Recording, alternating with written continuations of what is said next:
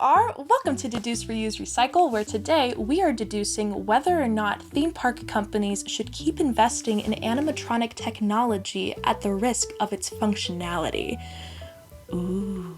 Despite the benefits of using animatronics, they are often unreliable. Most theme park rides that have this technology either use old animatronics that are barely functional or new animatronics that frequently break down because of their complexity.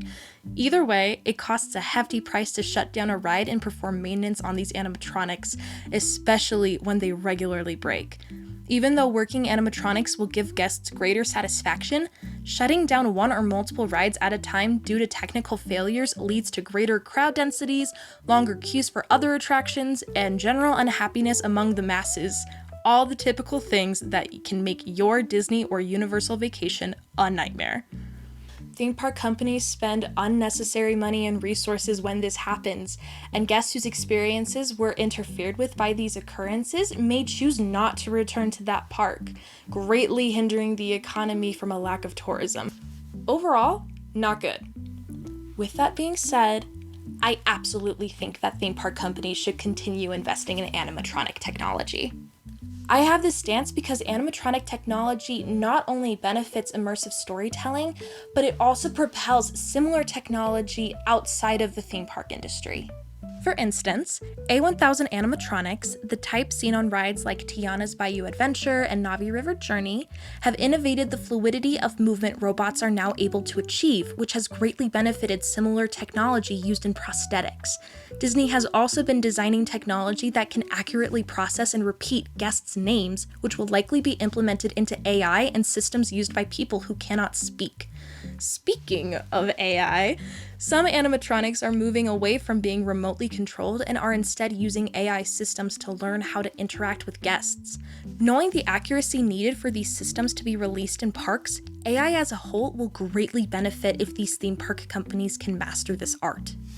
If you haven't clicked off of this video by now, you are probably wondering why in the world I went from talking about movie theories a year ago to giving the world's shortest rant about animatronics.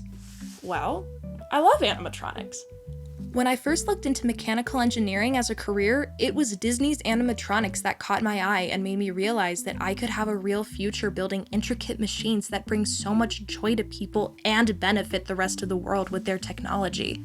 While attractions will always evolve, the thought of animatronics even potentially being a bad investment and removed from theme parks is heartbreaking because it is my dream job to build them.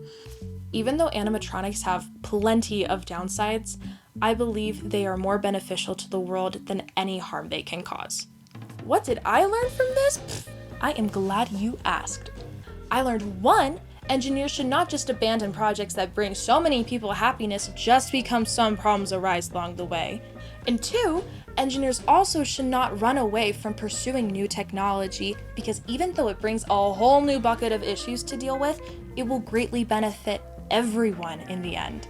Unfortunately, as of right now, it's hard to tell when these problems will be effectively permanently resolved, making it difficult to know whether it's worth it to keep spending time on these issues or if engineers need to move on to the next best thing.